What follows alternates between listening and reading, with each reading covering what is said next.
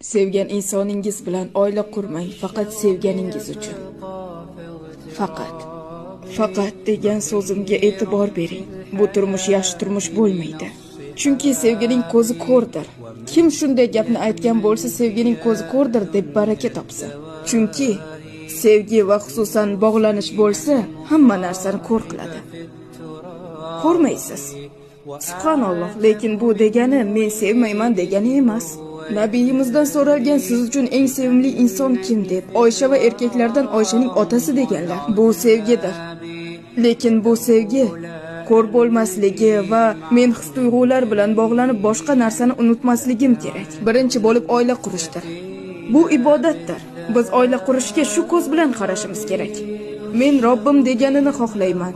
Kimga uylanaman? Erkak kishi ayol kishiga 4 ta narsasi uchun uylanadi.